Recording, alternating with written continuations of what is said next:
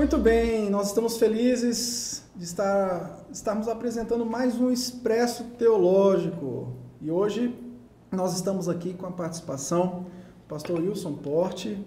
Pastor, seja bem-vindo. Obrigado, um prazer estar aqui com vocês. Ficamos muito felizes com a sua presença aqui e Brasília seja abençoado com a sua docência e pregação. Amém. Paulo, estamos felizes também de estar com você aqui, querido. Obrigado. Que bom. O Paulo tem um projeto muito bonito, que é o do Justificados pela Fé. Pastor Wilson Porte é pastor da Igreja Batista Liberdade e conferencista na área teológica. Enfim, tem uma bagagem enorme para estar contribuindo com o Expresso Teológico. Leonardo, bom dia. Bom dia. É um prazer estar mais uma vez aqui. E esse é um projeto muito bom que eu acredito que vai abençoar quem assiste, ter esse privilégio de ter contato com esse conteúdo que a gente está transmitindo aqui. Muito bem, olha, o Expresso Teológico de hoje vai tratar de um tema que aparentemente é um tema simples pelo próprio nome, evangelismo e ação social, mas por outro lado, teologicamente, nós temos que definir, e essas definições, creio eu, que surgirão aqui nessa palestra. E eu tenho uma convicção de que nós não conseguiremos falar de tudo sobre evangelismo e ação social, mas questões básicas, necessárias, conceituais, nós vamos tentar trabalhar. Bom, pastor Wilson, evangelismo e ação social são idênticos? Não, são duas coisas completamente diferentes. Elas podem se encontrar lá na frente, em alguns momentos, mas na grande maioria das características que compõem o perfil de cada uma delas, elas se identificam como coisas distintas em si. Não é? A evangelização, estando mais ligada com a proclamação da mensagem de Cristo, e a ação social, o evangelismo ainda seria algo que está relacionado à vida da igreja, ao trabalho da igreja, à obra da igreja. A ação social não necessariamente. Não é? A ação social seria uma ação social, seria uma atitude para com aqueles que socialmente são pobres ou são, de alguma maneira, menos favorecidos, são pequeninos diante das lutas, das dificuldades, dos problemas da vida.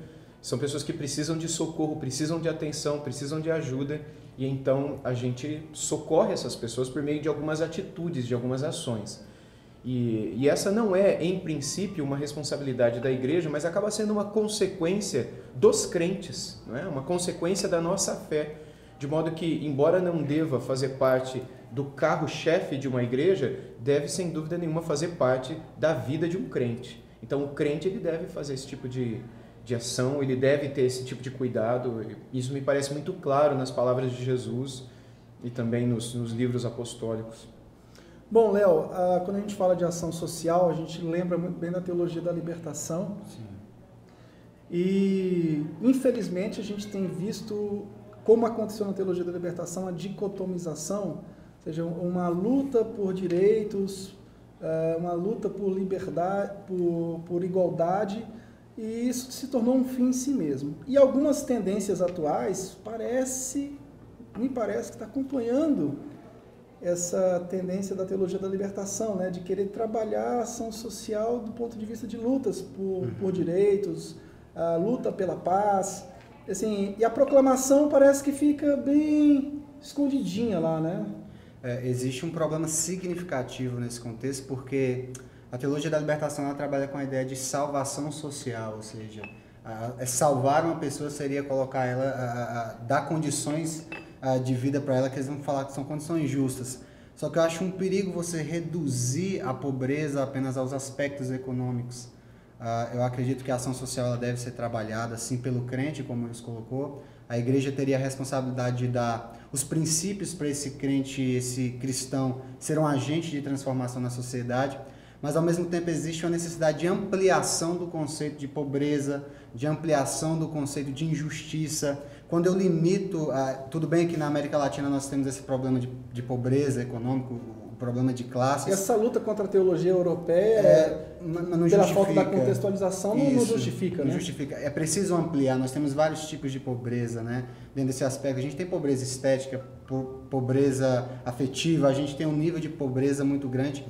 Intelectual, educacional, ou seja, se eu limito só a questão econômica, eu estou cometendo um equívoco. Então, um dos equívocos que a teologia da libertação e outras tem, atuais, outras, né? É esse reducionismo do conceito de pobreza, você acaba secularizando a igreja, porque a igreja, ao invés de se conter ou se fazer o alvo da sua missão, que seria pregar o evangelho e dar princípios para que as pessoas da igreja se tornem esses agentes de transformação, ela acaba se tornando uma ONG, ela acaba se tornando um projeto social em si, ou seja, ela perde a sua característica de proclamação do evangelho. Estava falando com o Paulo antes do programa sobre o perigo que a igreja corre quando ela dicotomiza, quando ela separa evangelização e ação social, o perigo do próprio liberalismo teológico, né? Porque quando você trabalha a ação social com cara de evangelização, a gente acaba usando alguns princípios da neo-ortodoxia, né? O Francis Schaeffer diz que a neo-ortodoxia ela é um evangélico disfarçado, né? Porque eles trabalham conceitos que parecem ser conceitos da proclamação do evangelho, mas fica muito sorrateiramente... O pezinho ainda está no liberalismo, né? Parece que o Barth não resolve todo o problema. O liberalismo nessa dicotomização é perigoso, né, Paulo? Sim, com certeza. E principalmente porque geralmente as igrejas hoje estão confundindo o evangelho com o resultado do evangelho. Evangelho é uma coisa e o resultado do evangelho é outra. Mas estão confundindo, estão achando que é a mesma coisa. Né? O Keller até fala sobre isso, né? Que o perigo que quando você confunde as duas coisas, você acaba abrindo mão do evangelho. Porque você vai achar que se você está fazendo ação social, você está pregando o evangelho. Então você não precisa mais da doutrina, você não precisa mais da palavra.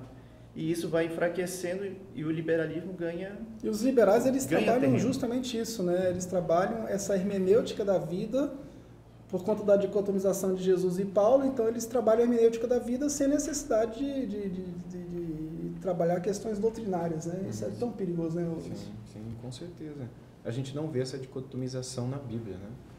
E a gente tem que ter esse cuidado, porque à medida em que crescem aqueles que advogam a teologia da libertação ou outras teologias mais próximas a nós, que defendem uma polarização nas questões sociais, a gente acaba criando uma espécie de antipatia por isso e deixamos de fazer isso, né? Por outro lado, a gente vê também aqueles que veem certos cristãos enfatizando tanto missões e evangelização, mas não fazem nada na área da ação social, e essas pessoas polarizam então no outro lado e começam a deixar de fazer a questão da evangelização. Então, eu creio que é necessário que a gente redescubra esse equilíbrio que existe na Sagrada Escritura com relação à nossa vida naturalmente evangelística e a nossa responsabilidade também de ajudar aquele que precisa. Em várias áreas da vida, várias áreas da social, né, como o Leonardo mencionou, não é só na questão da pobreza, mas em muitas outras questões. Olha, o David Wells lançou agora Volte-se para Deus e trabalhando o conceito de conversão bíblica e fazendo aquela distinção entre o cristianismo bíblico e outras religiões.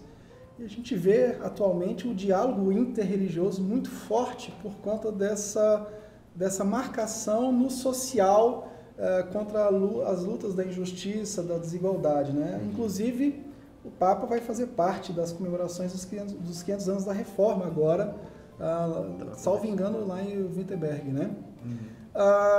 O outro perigo, Léo, é essa questão do diálogo interreligioso, né? Porque quando você parte de uma matiz puramente social, o desaguar disso é a doutrina do universalismo, voltando para o seio protestante, e também o diálogo interreligioso convergindo tudo através de uma ação social pura e simples, né? É fato que isso é resultado do conflito entre natureza e graça. Tomás de Aquino ele tem uma certa responsabilidade nesse conflito, e nós temos então aí como resultado, posso chamar de os intelectuais e os ativistas, né?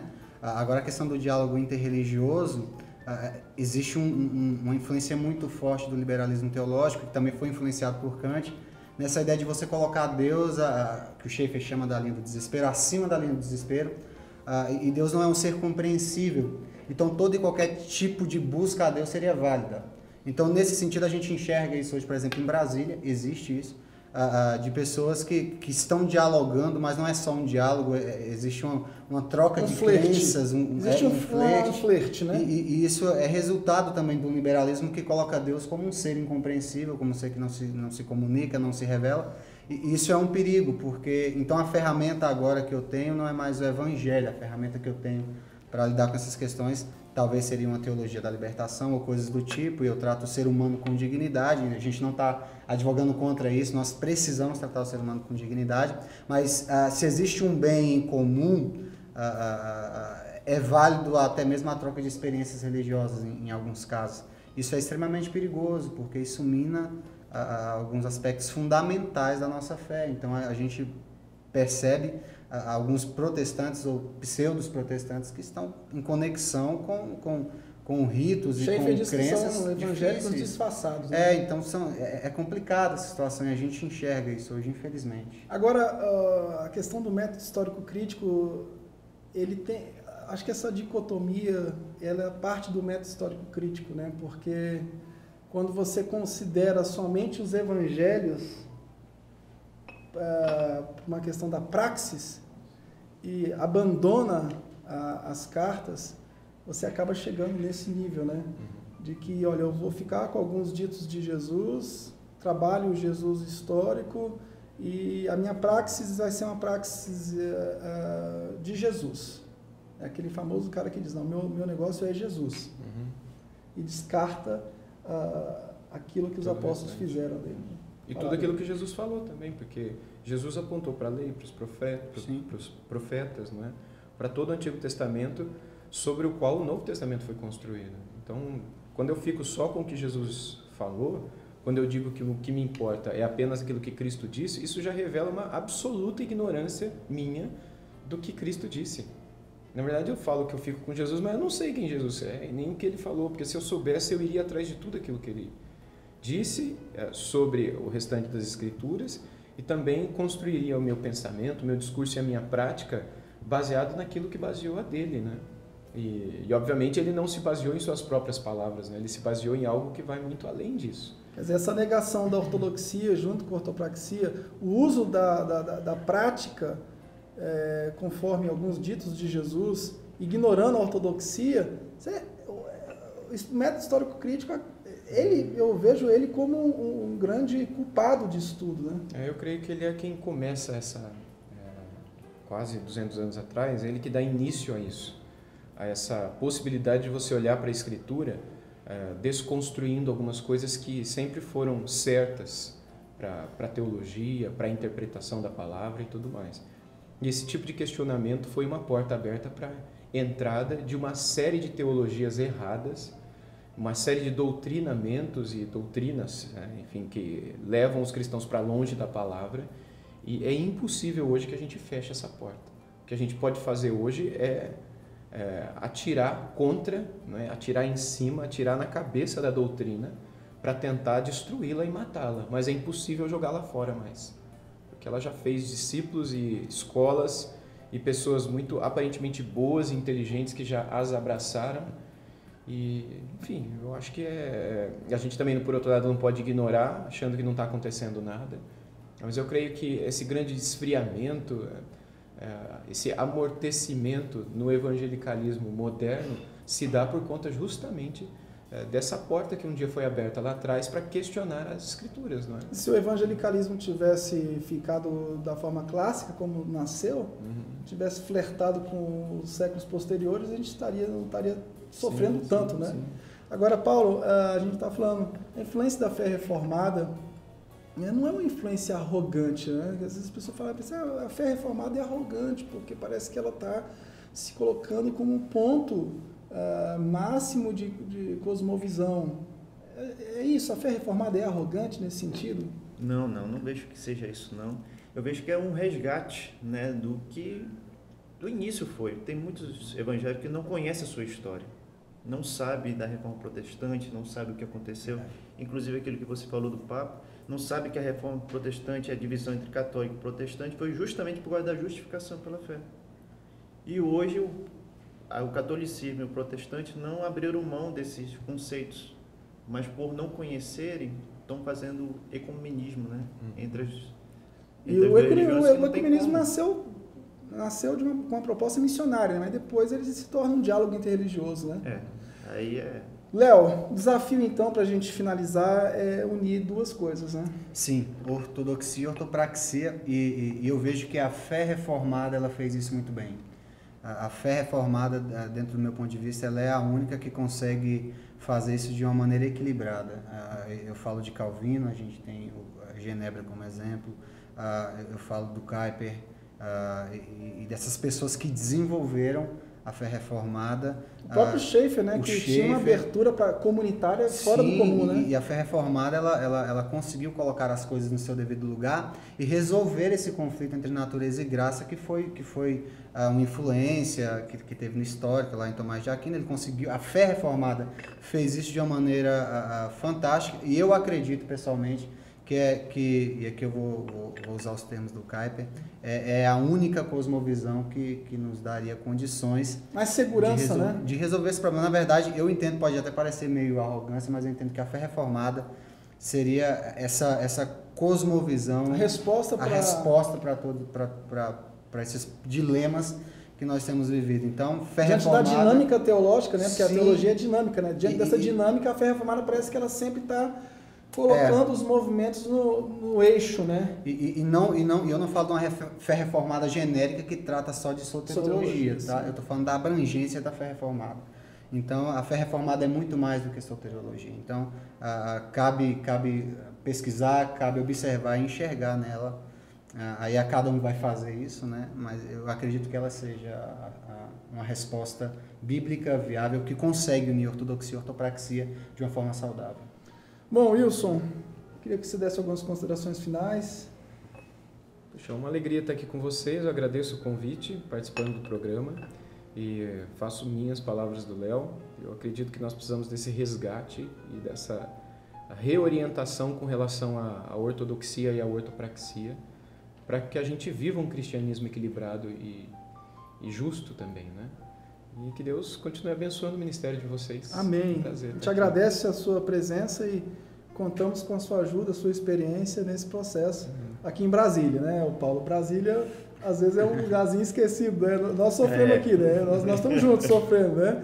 Mas, assim, a gente espera que Brasília se torne um eixo de discussão teológica, um eixo onde a fé reformada também possa desenvolver bons congressos, bons eventos para a glória de Deus. Paulo, obrigado pela vinda, viu, meu irmão? Muito obrigado, estou agradecido e honrado pela participação. Léo. Prazer imenso estar aqui com você trabalhando e vamos em frente. Né? Tem muito trabalho, não tem? Muito trabalho, né? A gente tem muitos colaboradores que estão nos ajudando. Amém. Agradeço isso, Paulo. Deus abençoe vocês. Amém. Deus abençoe vocês. Até o próximo programa Expresso Teológico. Tchau, tchau.